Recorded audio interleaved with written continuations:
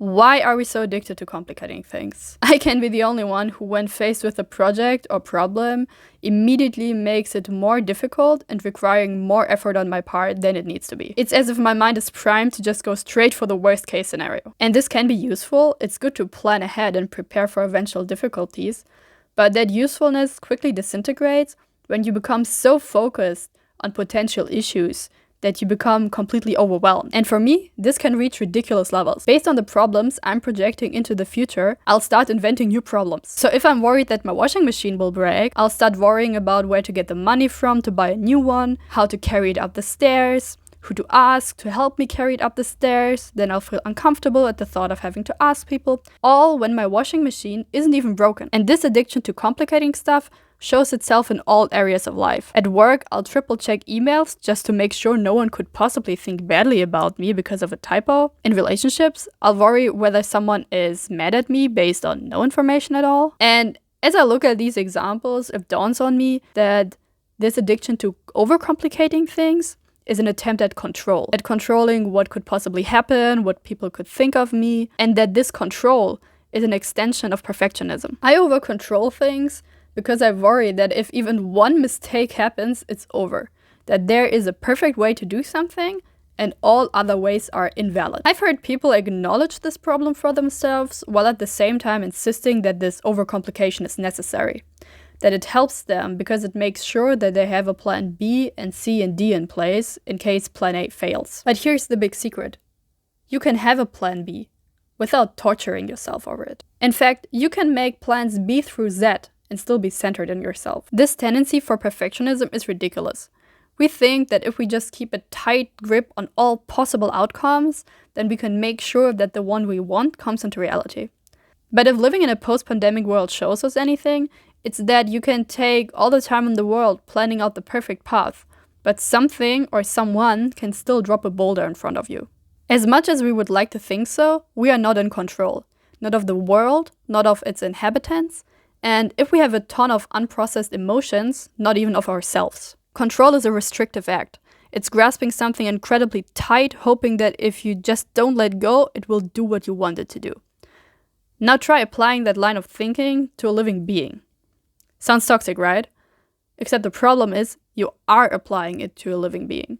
Because whenever you are trying to control something, you're also trying to control yourself. It's simple, really. When you plan something out from A to Z with no room for error, what you're saying is, I don't trust my own judgment. I don't trust myself to make the right decision in the moment when problems occur.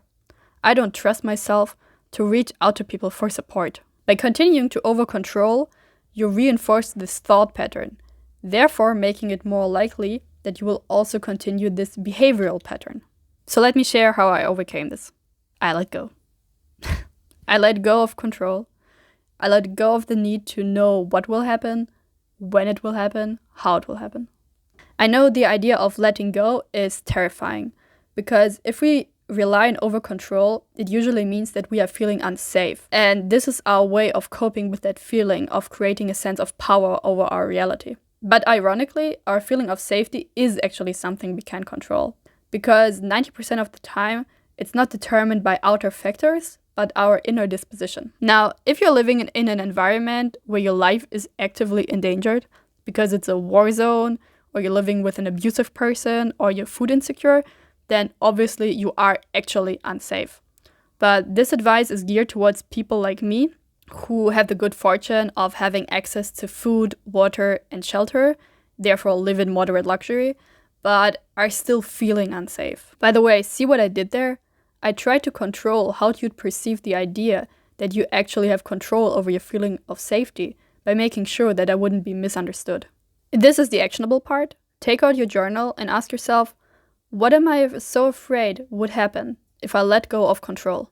You can make this specific to your situation, for example, in career or relationships, or keep it general. And just give yourself a good 5 minutes to pour it all out. Really go into this and continue asking. Don't just settle for, I'm afraid that things will go wrong. Why are you afraid? What would make that so terrible?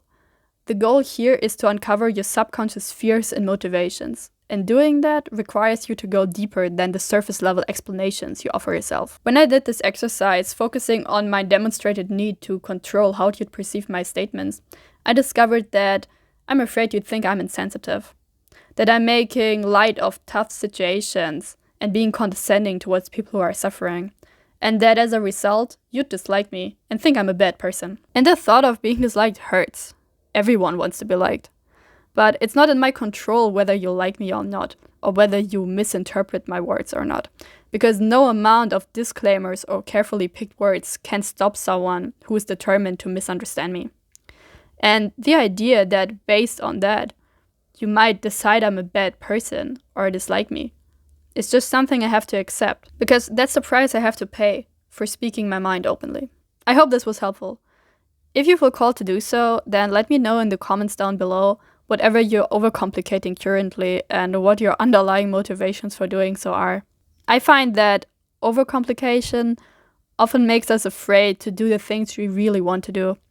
And if that's the case for you, then I encourage you to check out my last video, where I explain why you should stop waiting for the perfect strategy and begin now with whatever you're trying to do. My name is Zhenya. Thank you so much for spending time with me, and I'll see you in the next one.